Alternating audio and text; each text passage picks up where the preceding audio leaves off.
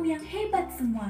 Nah anak-anak, bertemu lagi bersama saya, Nida Aulia Afiesta. Saya adalah seorang mahasiswa Universitas Tidar semester 6, Prodi Pendidikan Bahasa dan Sastra Indonesia.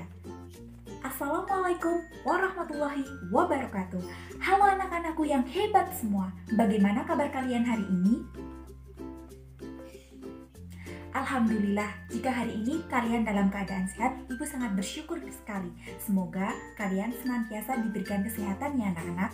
Alhamdulillah, amin. Nah anak-anak, sebelum memulai pembelajaran pada hari ini, alangkah baiknya kita berdoa menurut agama dan kepercayaannya masing-masing.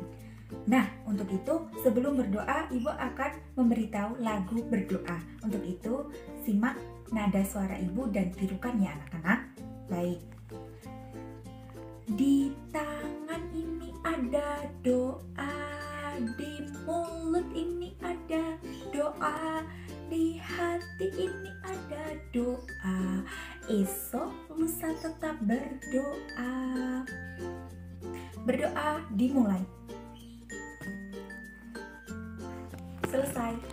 Nah anak-anak, dengan berdoa tadi semoga pembelajaran hari ini dapat berjalan dengan lancar ya. Amin. Nah anak-anak, untuk membangkitkan semangat kalian dalam belajar serta memotivasi kalian, maka Ibu akan memberikan tagline dulu. Nah, jika Ibu berkata, anak-anakku yang hebat, maka kalian harus menjawab, aku cinta bahasa Indonesia, aku bangga berbahasa Indonesia, bahasa Indonesia luar biasa. Bagaimana? Sudah semangat? Baik, jika ingin satu kali lagi, maka Ibu akan berkata, anak-anakku yang hebat, aku cinta bahasa Indonesia, aku bangga berbahasa Indonesia, bahasa Indonesia luar biasa. Tepuk tangan. Nah anak-anak, pada hari ini Ibu ingin mengajak kalian untuk mempelajari mengenai materi, yaitu pembelajaran pada COVID-19 melalui teks. Nah, teks pada pembahasan hari ini ada pada capaian kompetensi dasar 3.8 dan 4.8. Nah, pada 3.8 itu berbunyi menelaah struktur kebahasaan teks laporan hasil observasi yang berupa buku pengetahuan baik yang dibaca atau diperdengarkan, begitu. Nah, untuk KD 4.8 itu menyajikan rangkuman mengenai teks laporan hasil observasi berupa buku pengetahuan secara lisan dan tertulis dengan memperhatikan kaidah kebahasaannya. Begitu. Paham? Nah, jadi Ibu menekankan sekali lagi bahwa pada pembelajaran online hari ini kita akan membahas mengenai struktur kebahasaan teks laporan hasil observasi. Nah, untuk itu, Ibu ingin bertanya terlebih dahulu nih anak-anak. Apa kalian sudah ada yang tahu mengenai pengertian dari teks laporan hasil observasi? Baik, jika ada yang belum tahu dan tidak ada yang mengerti, maka Ibu yang memberitahu. Nah, pengertian dari teks laporan hasil observasi adalah teks yang berisi mengenai penjabaran umum atau pernyataan umum mengenai suatu hal. Nah, penjabaran tersebut diperoleh melalui pengamatan atau fakta yang ada. Begitu ya anak-anak? Baik, untuk itu kalian sebenarnya pasti masih ada yang bingung mengenai teks laporan hasil observasi dan teks deskripsi. Kalian pasti mengira bahwa teks laporan hasil observasi itu sama dengan teks deskripsi. Ya?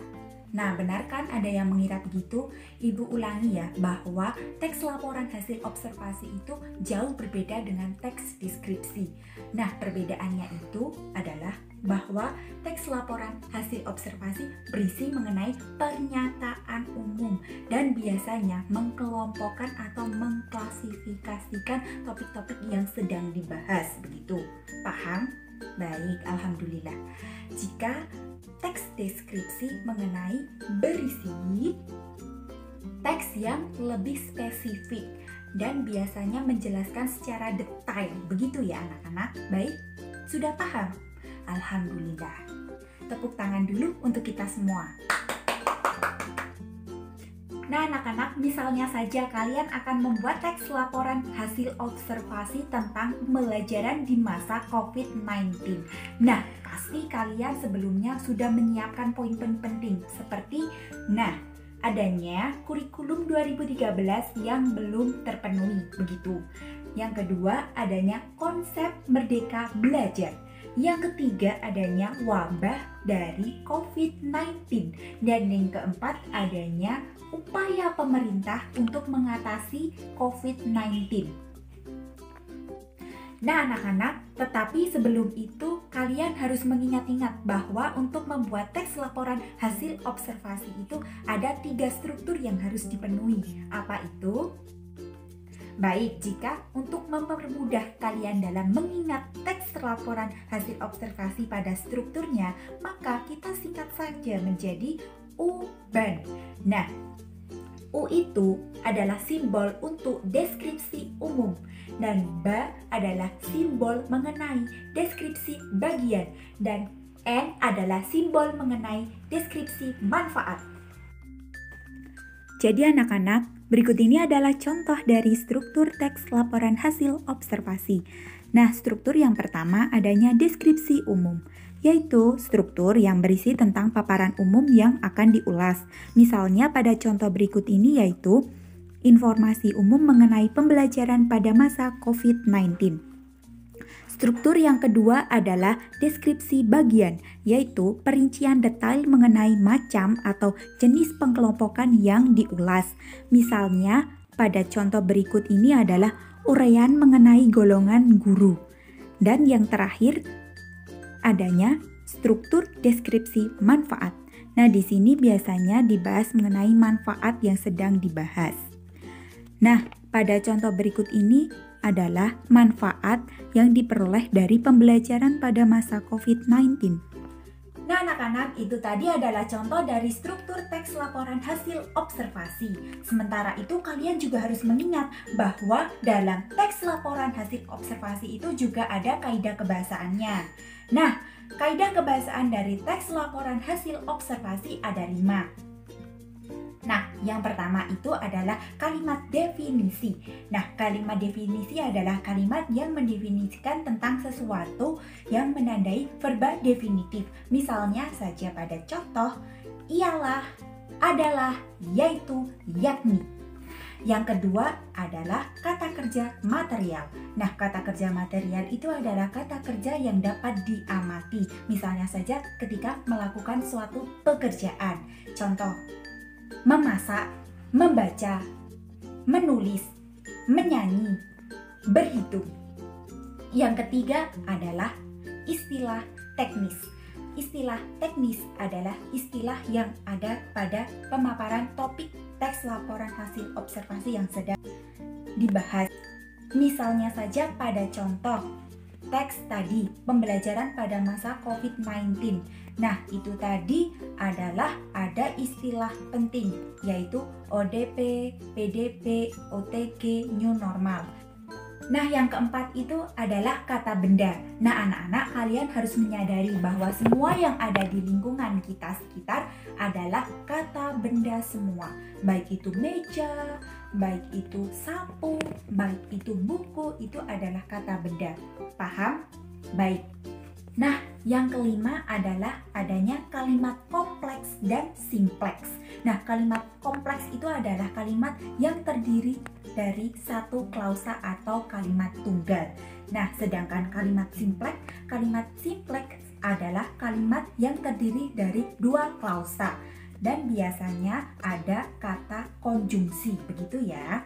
Baik, jika kalian sudah paham, maka Ibu cukupkan pembelajaran pada hari ini. Baik anak-anak, jika sudah paham, maka kesimpulan pada pembelajaran hari ini adalah kita sudah berhasil memahami pengertian dari teks laporan hasil observasi. Selain itu, kita juga berhasil mempelajari struktur teks laporan hasil observasi. Dan yang terakhir adalah kita berhasil mempelajari kaidah kebahasaan dari teks laporan hasil observasi. Nah, anak-anak, untuk penugasan di rumah, Ibu minta kalian membuat teks laporan hasil observasi yang bertemaan dengan kampus mengajar. Setelah itu, kalian menentukan struktur teks laporan hasil observasinya. Baik, jika sudah paham, untuk itu kalian harus tetap semangat dan tetap menjaga protokol kesehatan dan bersikap sopan santun dimanapun kalian berada. Begitu ya anak-anak. Cukup sekian dari Ibu, kurangnya dari Ibu mohon maaf. Wassalamualaikum warahmatullahi wabarakatuh.